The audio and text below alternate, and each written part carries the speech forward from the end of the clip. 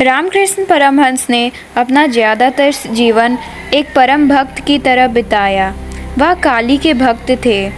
उनके लिए काली कोई देवी नहीं थी, वह एक जीवित हकीकत थी।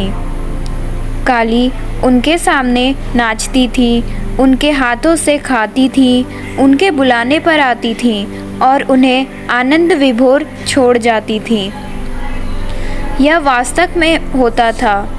यह घटना वाकई होती थी। उन्हें कोई मतिभ्रम नहीं था।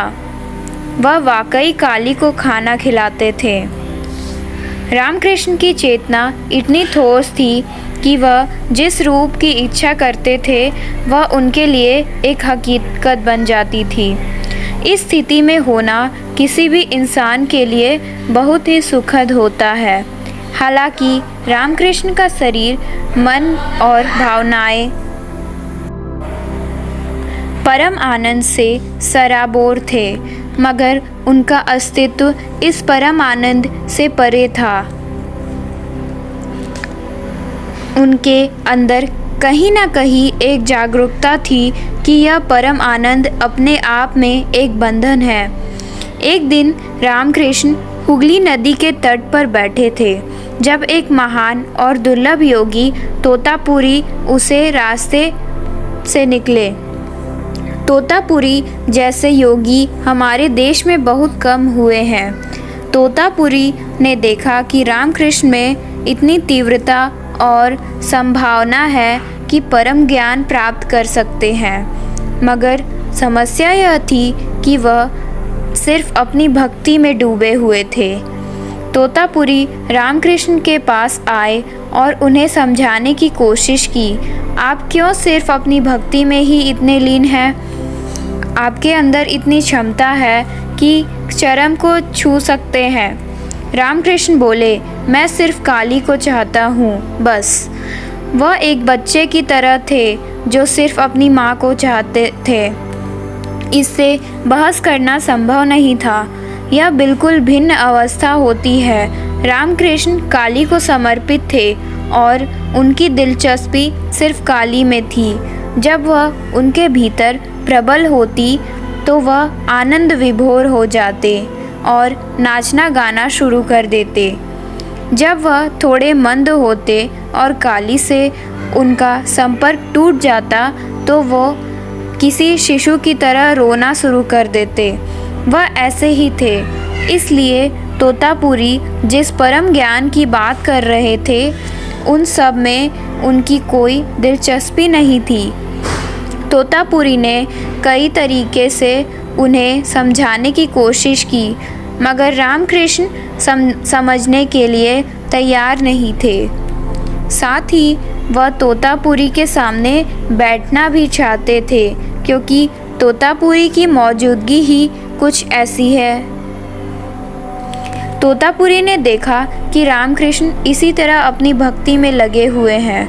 फिर वह बोले, यह बहुत आसान है। फिलहाल आप अपनी भावनाओं को शक्तिशाली बना रहे हैं, अपने शरीर को समर्थ बना रहे हैं, अपने भीतर के रसायन को शक्तिशाली बना रहे हैं, लेकिन आप अपनी जागरूकता को शक्ति नहीं दे रहे। आपके पास जरूरी ऊर्जा है, मगर आपको सिर्फ अपनी जागरूकता को सक्षम बनाना है। रामकृष्ण मान गए और बोले, ठीक है, मैं अपनी जागरूकता को और शक्तिशाली बनाऊंगा और अपनी पूरी जागरूकता में बैठूंगा। मगर जिस पल उन्हें काली के दर्शन होते वह फिर से प्रेम और परम आनंद की बेकाबू अवस्था में पहुंच जाते। वह चाहे कितनी भी बार बैठते, काली को देखते ही उड़ने लगते। फिर तोतापुरी बोले, अगली बार जब भी काली दिखे आपको एक तलवार लेकर उनके टुकड़े करने हैं। रामकृष्ण ने पूछा, मुझे तलवार कहाँ से मिलेगी? तोतापुरी ने जवाब दिया, वहीं से जहाँ से आप काली को लाते हैं।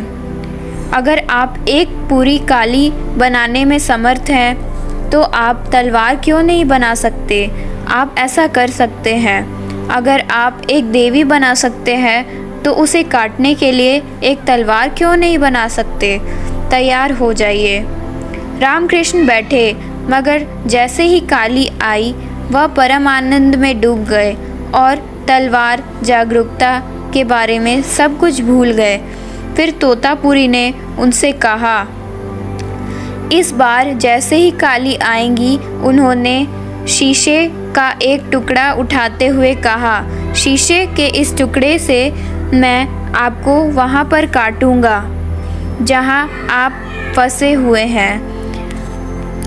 जब मैं उस जगह को काटूंगा तब आप तलवार तैयार करके काली को काट दीजिएगा। रामकृष्ण फिर से बैठे और ठीक जिस समय रामकृष्ण परम आनंद में डूबने ही वाले थे, जब उन्हें काली के दर्शन हुए, उसी समय तोतापुरी ने शीशे के उस टुकड़े से रामकृष्ण के माथे पर एक गहरा चीरा लगा दिया। उसी समय रामकृष्ण ने अपनी कल्पना में तलवार बनाई और काली के टुकड़े कर दिए। इस तरह वह माँ और माँ से मिलने वाले परम आनंद से मुक्त हो गए। अब वह वास्तव में एक परमहंस और पूर्ण ज्ञानी बन गए। उस समय तक वह एक प्रेमी थे, भक्त थे।